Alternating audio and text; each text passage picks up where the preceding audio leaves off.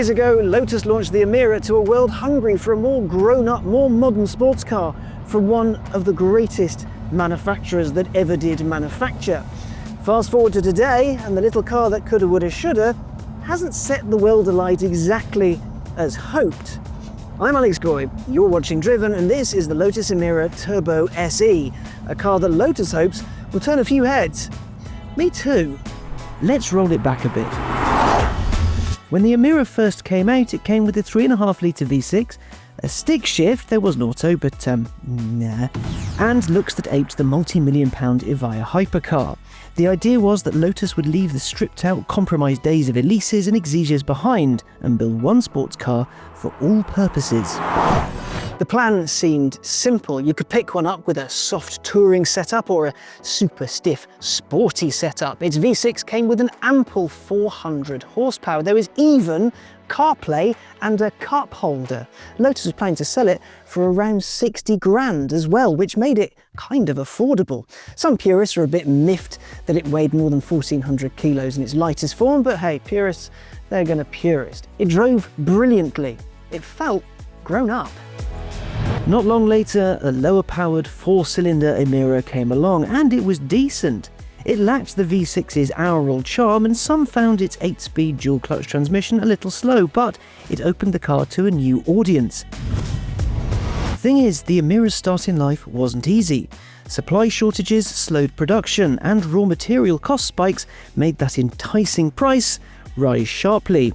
The result is that today's Emira is just shy of £80,000. That's if you get the base turbo. This is the Turbo SE. Now in here you get a 2-litre turbocharged 4-cylinder engine with an 8-speed dual-clutch transmission. You get sport suspension, you get a sporty exhaust and a track mode and loads of other stuff besides. You also get 400 horsepower and 354 pounds and feet. That's enough to get it from 0 to 62 in 4 seconds dead and up to 181 miles an hour. It's a big also, 500 quid shy of £90,000. That's quite a lot of money.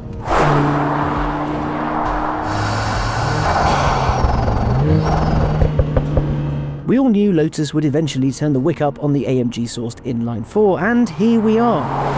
It's now got the same power and 44 more torques than the top-of-the-line V6. It's quicker to 62 as well, and 1 whole kilo lighter at 1,457 kilos. It could go 1 mile an hour faster on the top end as well, all for £7,000 less money than its cylindery sibling. It's confusing. I am confused. Before we pass judgment, we should probably see how it drives. It genuinely brings me joy to go round corners in these, because the feel you get, it's absolutely brilliant. It's so direct, you know exactly what's going on under the front wheels. Yes, this does have some assistance, but it's not electrically assisted, it's hydraulically assisted, and that makes all the difference. It's beautifully weighted, they don't change the weights or anything like that. Lotus steering feels the way Lotus steering is, and that incidentally is really chuffing good. The brakes also pretty solid, because there's not too much of this car to stop. Yes, it's more than 1,400 kilos, but it doesn't feel that way. They work beautifully, you can modulate the pedal, they stop you on a sixpence if you ask them nicely to.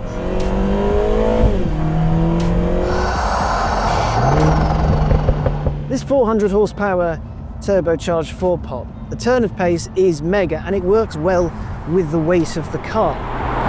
It's 8-speed DCT. When you're on the move, when you're giving it a tickle, it shifts really quickly. I think early turbos, the older one when it first came out, was a little bit sluggish. That seems to have been fixed now. One problem I do have with the gearbox though is the paddles.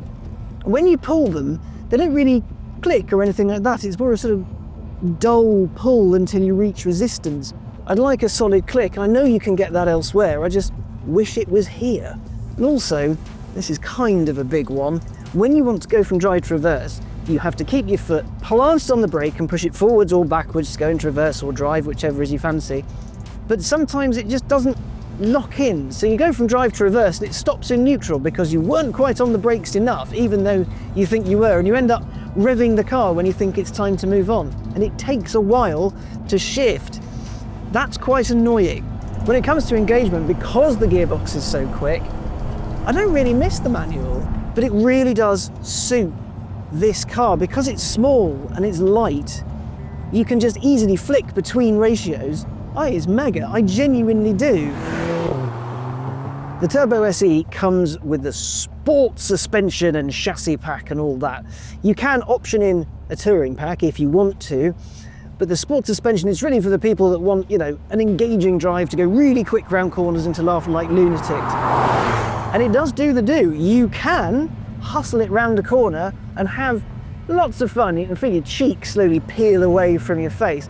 That's great, but if the roads are even a little bit rough, it is a little bit bouncy in here, and not everyone will enjoy that. It doesn't suit my style of driving. I would probably have the softer touring setup. That's more my jam.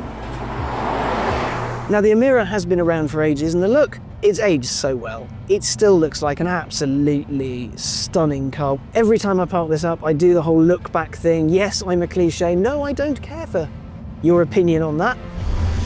The interior, again, has aged really well. It's been designed really well, so you can have a cup of tea with you in the morning. The shapes, the feel of it, absolutely mega. It's got a teeny tiny screen on it, but everything is easy to get to. You can jump to your CarPlay, you can jump to the aircon, you can jump to things quite happily. But the fact that not much has changed, that does kind of rankle. It should be about due for a little bit more of a glow up from the last time I've driven one. But the big one for me is the price. It is very, very expensive, and even I, a dyed-in-the-wool Lotus enjoyer, if I had 90 grand to spend on a car, would I have a 2-litre Turbo 4, or would I have a Cayman with 6 cylinders, or even a used 911? That is a head-scratcher, and I'm pretty sure I know which way I'd go.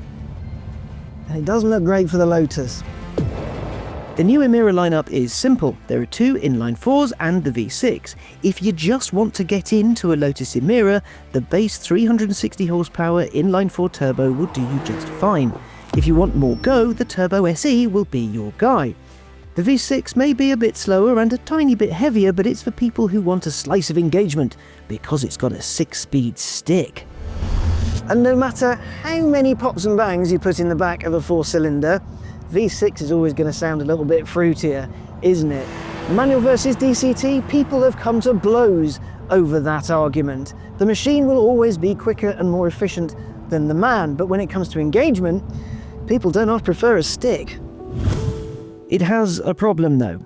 The Cayman GTS, one of the best mid-engine cars out there, kicks off for less cash than the Turbo SE, and it has a Porsche badge on its nose, which to some people means an awful lot. But for Lotus people, you can shove as many Porsches up their nose as you like, and it won't matter a jot. That Lotus roundel on the nose will mean more to them than any flat 6 you care to mention, any of them. But what does that mean for the Turbo SE? I spent a lot of time trying to square the circle with this one. It's either the best car in the lineup or a terrible deal. The base 2-litre turbo has a bit less power and you don't get as many toys off the bat. It's marginally slower than the V6, which comes with noise and a manual gearbox. The new car in the middle is faster than the top spec car, which is a little bit embarrassing for the V6, but it's not that much quicker than the base car. Yeah. I love Lotus, and I want as many people as possible to see it the same way I do, but a dose of reality is needed here. That thing is very, very expensive. It drives excellently, it still looks fresh after all these years. But if Lotus could lower the price just a teeny tiny bit, well, no damage would be done to the brand's reputation and more people would be able to get in them, which is good because good. You get the idea about now. But with the spectre of an equivalent German looming large just out of sight, this is very much a heart versus head car. The question is, how big's your heart?